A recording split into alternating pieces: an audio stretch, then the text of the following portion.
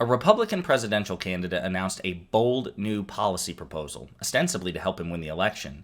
And that proposal is keep young people from voting. Intrigued? Then click that like and subscribe and enjoy the video.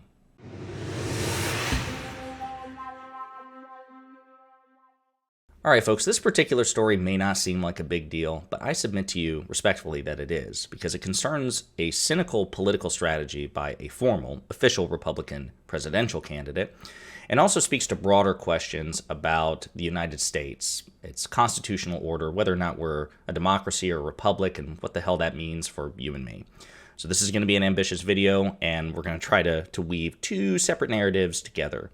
So let's start with Vivek Ramaswamy. Okay, this is a Republican presidential candidate. He is the youngest in the field. He is formally announced, so technically on paper, he is a rival to Donald Trump for the nomination.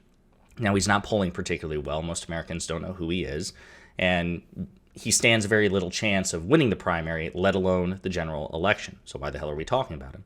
Well, again, he is a Republican, Party candidate. He is generating quite a bit of media buzz, again, even though his polling is relatively low. He's young. He's media savvy. He goes on MSNBC and CNN. He has, debates and conversations with, he had one with Don Lemon. We did a video about that right before Don Lemon was fired. It went viral.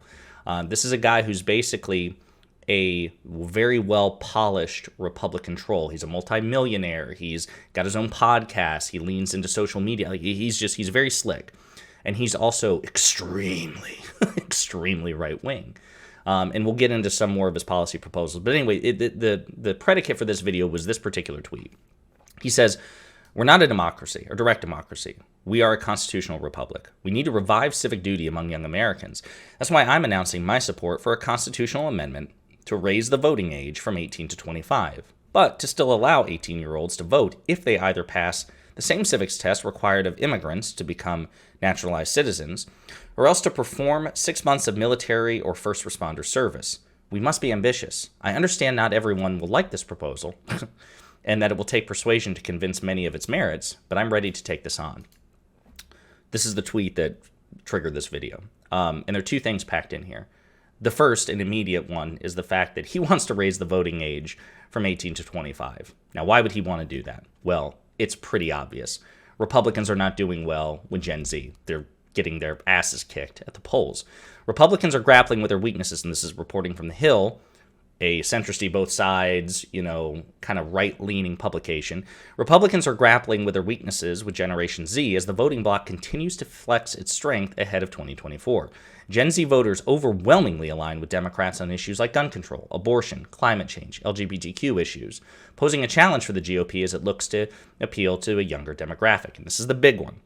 77% of Gen Z voters said they voted for a Democratic congressional candidate, compared to only 21% who voted for a Republican in the 2022 midterms. So fewer than 25%, fewer than 1/4 of Gen Z voters voted for a Republican. And when you consider the trope, which has much basis in reality, that conservative voters tend to be older, well, people are reaching their natural lifespan. Republican voters are dying because they tend to be older, right? So they have to replenish their stock with younger voters, right? That's how it works. But they're not doing well. Now, why are they not doing well? Well, it's not Gen Z's fault. It's the Republicans' fault because they refuse to moderate their rhetoric or moderate their policy. As a matter of fact, in many ways, they are moving further right. They're straining against the Overton window, desperately trying to drive it back towards the right. It's not working. They're making a deliberate choice to alienate Gen Z voters because not only do they refuse to moderate their rhetoric, they don't even, their policy, they don't even moderate their rhetoric surrounding their policy. They don't even try to soften the blow. And so given the choice between trying to moderate, to adapt, it's one choice. Second choice being to persuade, to try to court these voters, right? To persuade them of the merits of their opinion. Or third, to suppress voter turnout. The fascistic strain within the modern GOP says, just suppress voter turnout, just suppress voter turnout. Let's not worry about persuasion. Let's not worry about moderation or adaptation. Let's just simply rig the game so the people that are most likely to vote against us won't do it. This is clearly designed to intimidate or inconvenience younger voters and to suppress the turnout. Because even if half or a majority of Gen Z voters were willing to take this test, whatever civics test, or first responder military service requirements, that you would still be cutting, you'd still be reducing. There would still be some level of attrition of people who would either fail the test or wouldn't feel particularly inclined to take it in the first place, or particularly inclined to do first responder or military service. It's a very cynical political strategy. And given the constitutional amendments are notoriously difficult to pass, this obviously stands no chance. And it stands no chance, number one, because Vivek Ramaswamy will not win the primary. He will not win the general election. And even if he does both, which would require a miracle of miracles, he would never have the congressional power to get an amendment like this passed. So by announcing this, all you're doing is basically just pissing off Gen Z. You're just going to motivate them further to see you as an extremist threat to the country and to their voting power. And so now they're more likely than ever, I imagine, to turn up and keep you and your party out of power. So as a proud lefty progressive Democrat, thank you, Vivek Ramaswamy. Thank you very much.